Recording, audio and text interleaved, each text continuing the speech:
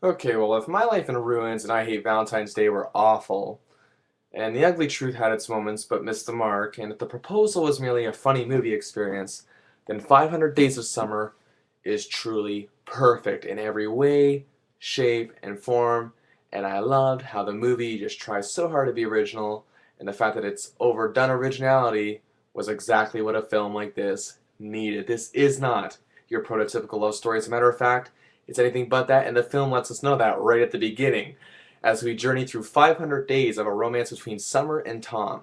Now, Summer is played to complete and utter perfection by Zooey Deschanel, who some film critics have actually complained that she is too often cast alongside older guys, for example, like last fall's Yes Man with Jim Carrey, and never given anyone her own age to work with. Well, that changed here, as Tom is played by the truly awesome Joseph Gordon-Levitt, who, of course, was first known as a child star in the hit TV series Third Rock from the Sun, and made his foray into the big screen alongside Heath Ledger in 10 Things I Hate About You, and more recently has shown truly how good he is as an actor in films such as Stop Loss, The Lookout, and Brick.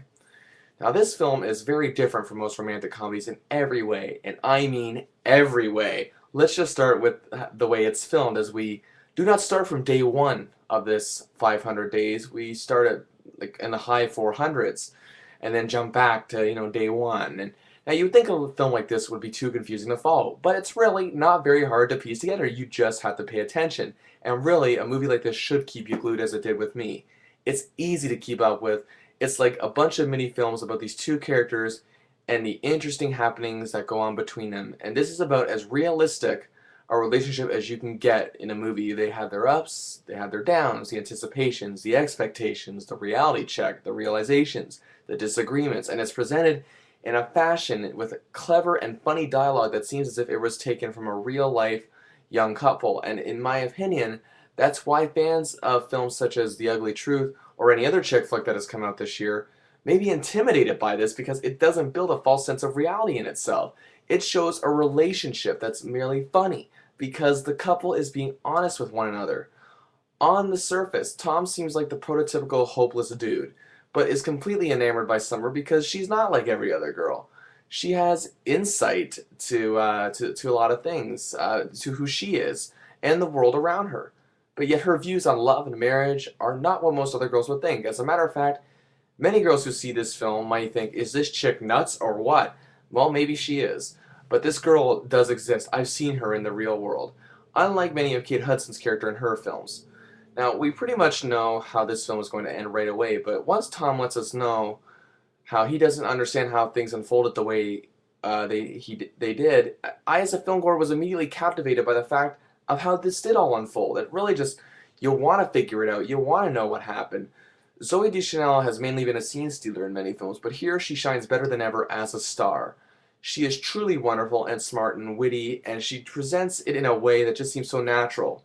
But yet, despite the fact that we may disagree with what she may say or think, she's human and allowed to have those thoughts, because they are her own beliefs. Now, Deschanel brings a quality to this character very reminiscent of what Ellen Page brought to Juno, the best film of 2007. Deschanel's natural abilities and dead-on delivery just, in a way, remind me, if you want to compare her to a male, Bill Murray.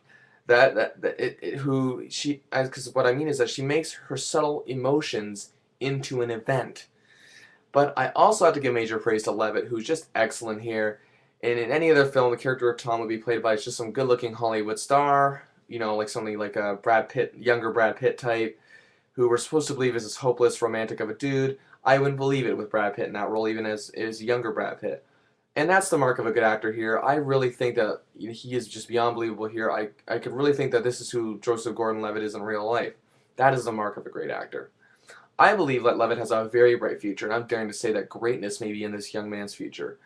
It is it's a great possibility, and I wish nothing but great things for him. Now, by the end of the movie, we have an understanding of who these people are, and it's just that they are people with real issues, feelings, and thoughts. This film is a wake-up call to the realm of romantic comedies and the real world. It was funny, smart, clever, and had heart and reality to it. The performances were amazing. There's no kooky friend that cracks lame jokes the whole movie, or stupid misunderstandings that would fit better in a bad sitcom. that could those things could realistically be solved in 30 seconds. Nothing here can be solved in 30 seconds. The issues these two have, yeah, it's gonna take a while. It has everything that the prototype does not, but that's not what makes it so great necessarily.